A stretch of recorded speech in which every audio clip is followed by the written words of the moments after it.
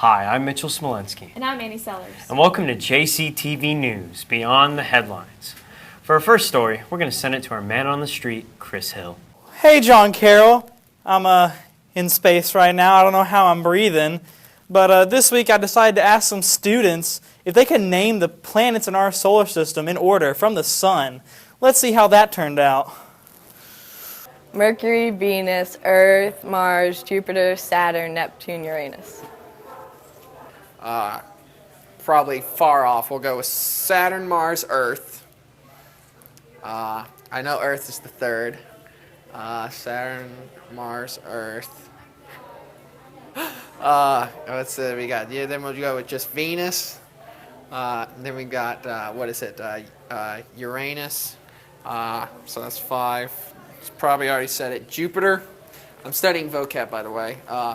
Jupiter, Neptune, Pluto. Boom. That's 8, I think. You got Earth. You got Mars. You got Saturn. Uranus. Mercury. Pluto. But I don't think Pluto a planet no more, so scratch that out. It's not on? Jeez, Neptune.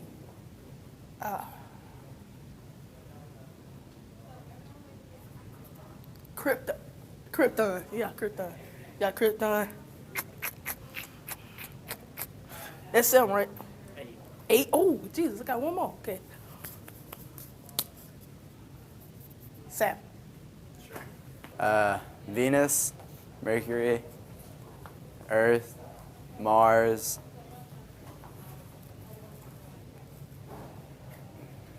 Neptune, Saturn, Jupiter, Uranus, and Pluto. Saturn, Venus, Earth, Mars, Jupiter, Pluto, uranium, oxygen, the other, xenon. It's Krypton. Krypton. And California. Mars, then Earth, then I think it's Venus, then Jupiter, then Saturn, and then Pluto. Am I forgetting one? Forgetting 2, kind of 3.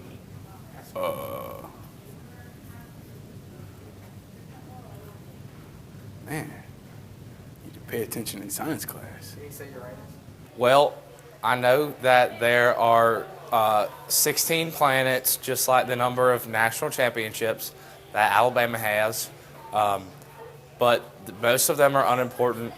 The number one is it goes from Bear Bryant World, then to Nick Saban Land, which is possibly most important when it goes to Amari Cooper Land, and then you go to National Championship World, and then to Earth, which is the best of all because that's where all those people live and who they name all the planets after. But the other ones are unimportant. Well, thank God for the American education system. That's all for this week. Back to you, Annie and Mitchell. Oh, God! Thanks, Chris. And now we have field reporter Alexis Glenn with an excelling Cavalier. Thanks, guys. I'm here with Dory for Wall to talk about her recent appearance on TV. So, Dory, why were you on TV? Well, it was St. Patrick's Day, and I'm an Irish dancer, so they asked us if we wouldn't mind coming on and showing a little bit of St. Patrick's Day spirit to the audience. All right, so what is Irish dancing?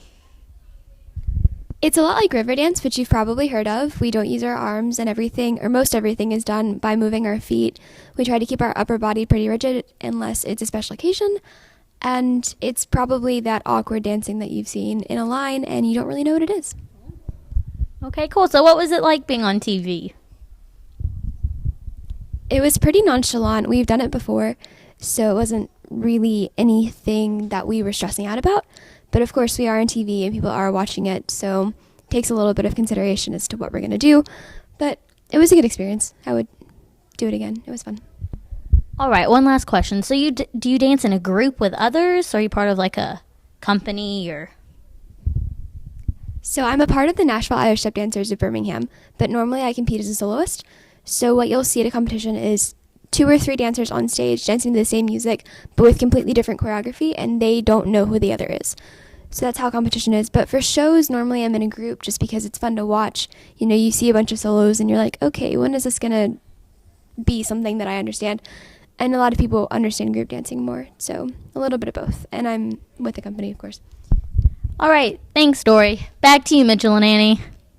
Thanks, Alexis. And now to your student body president, Evelyn Bostani, with the Bostani Report.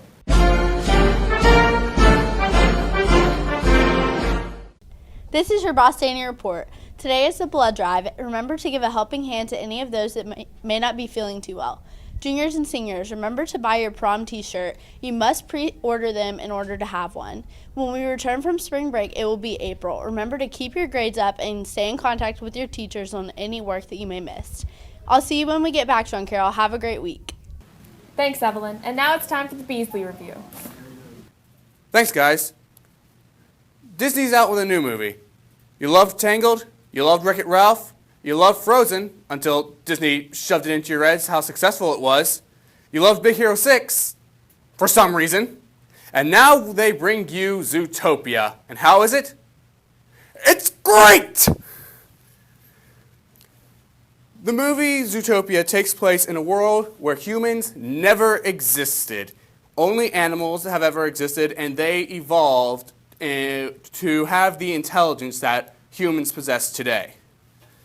The movie follows a bunny named Judy Hopps who dreams of being a cop. So yes, this is a cop movie, and it does have some cop movie cliches like the rookie that solves the big case and the jerk-faced chief, but they are very minimal in this movie as opposed to other cop movies.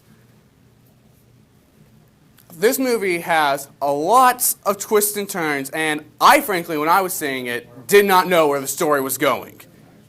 And the final twist of the villain reveal is amazing. Some can't see it coming, yes, but it is not that easy to spot out, especially not at first. And the thing I love about this villain so much is that this villain uses my 2 favorite villain weapons, deceit and fear.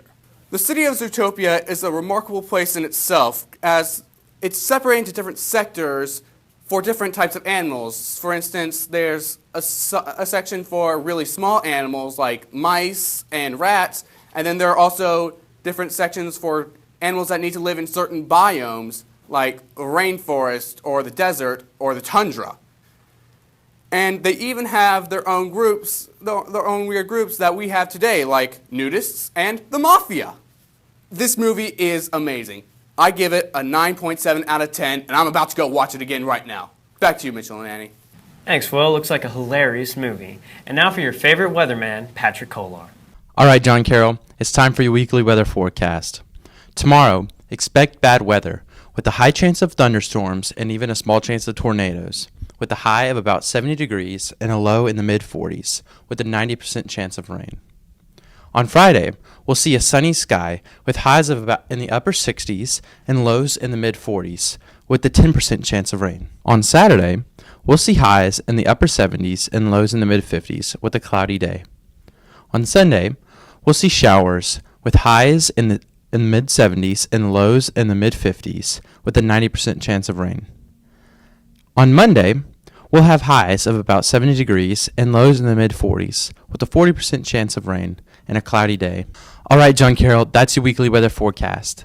Did you know that snow isn't always white? In the Sierra Nevada, pink snow has been found, and it's called watermelon snow. All right, Mitchell and Annie, back to you. Thanks, Patrick. And now it's time for your favorite sports anchors, Tori and Haley.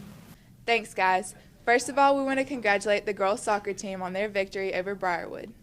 We interviewed Q Herring about the boys' soccer team. Let's hear what he has to say. We come back after spring break and play Shades Valley for a second time, and with that win, we'll go to playoffs. Thanks, Q. Now let's take a look at the upcoming events.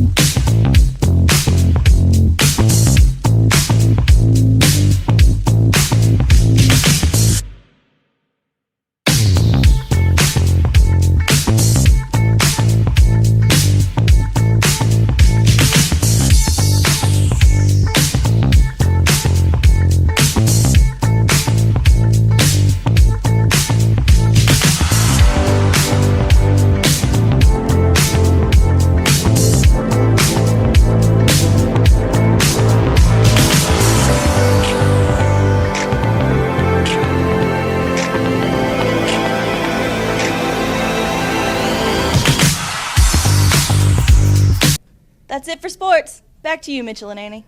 Thanks, guys. Well, that's our show for this week. I'm Mitchell Smolinski. And I'm Annie Sellers. And we'll see you next time on JCTV News Beyond the Headlines.